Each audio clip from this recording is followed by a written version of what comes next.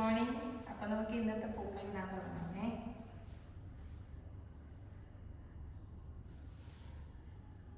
ഒരാളിവിടെ ഇട്ട് തുടങ്ങി ഇല്ലേ? അപ്പോൾ ഇന്ന് ഏട്ടൻ സ്കൂളിൽ പോയി. 2 ദിവസം ലീവ് ആയതുകൊണ്ട്, വീക്കെൻഡ് ആയതുകൊണ്ട് ഏട്ടൻ ഉണ്ടായിരുന്നു. ഇന്ന് നമ്മൾ സദ്യയിലുള്ള കട്ടിപ്പരിപ്പില്ലേ, അതാണ് ഉണ്ടാക്കുന്നത് കേട്ടോ. കട്ടിപ്പരിപ്പ്, നമ്മുടെ ചെറുപയർ പരിപ്പ് വെച്ചിട്ടുള്ള കട്ടിപ്പരിപ്പ്. അപ്പം നമുക്ക് പൂവിട്ട് കഴിഞ്ഞിട്ട് അതിൻ്റെ റെസിപ്പി നോക്കാമേ. കട്ടിപ്പരിപ്പിൻ്റെ വേല ദേ മഞ്ഞ റോസ്. മഞ്ഞ ഇതാണ്. അപ്പോൾ മഞ്ഞ റോസ്, ഇത് യെല്ലോ കളർ റോസ്. അപ്പോൾ ഇതാ നമ്മുടെ ഇന്നത്തെ പൂക്കളവും ഫിനിഷ് ആയിട്ടുണ്ട്. അപ്പം നമുക്ക് കട്ടിപ്പരിപ്പ് ഉണ്ടാക്കാൻ തുടങ്ങാം.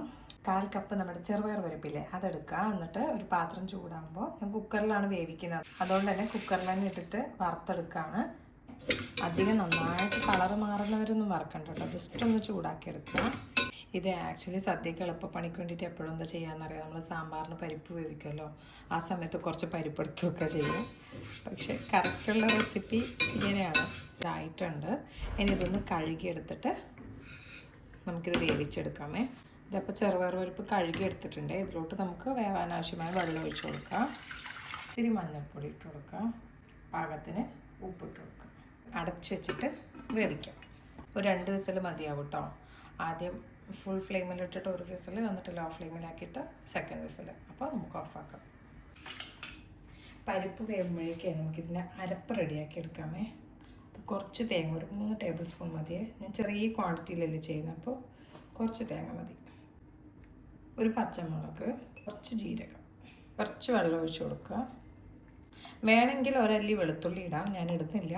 നിങ്ങൾക്ക് താല്പര്യമാണെങ്കിൽ ഒരല്ലി വെളുത്തുള്ളിയും കൂടി ഇട്ട് കൊടുക്കാം കേട്ടോ. നമുക്കിത് നന്നായിട്ടൊന്ന് അരച്ചെടുക്കാം. ഇതിപ്പിൻ്റെ എയറൊക്കെ പോയിട്ടുണ്ട്. നമുക്കിത് ഓപ്പൺ ആക്കാമേ.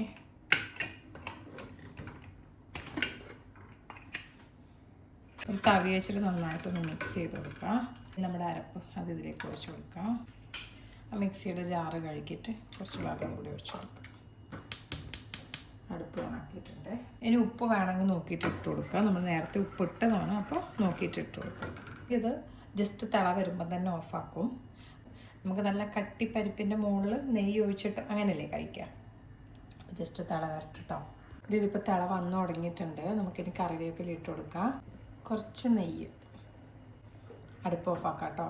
അപ്പോൾ ഇതേ ഒരു പാകത്തിനായിട്ടുണ്ട്. ഇനി ഇത് തണിയുന്ന സമയത്ത് നന്നായിട്ട് കട്ടിയാവും. നമ്മൾ കട്ടിപ്പരിപ്പാണല്ലോ സദ്യക്ക് വിളമ്പുന്നത്. പിന്നെ അത് മാത്രമല്ല, മെയിനായിട്ട് ശ്രദ്ധിക്കേണ്ടത്, നമ്മൾ പരിപ്പ് വേവിക്കുമ്പോഴും വെള്ളം കറക്റ്റ് പാകത്തിന് ഒഴിച്ചു കൊടുക്കുക.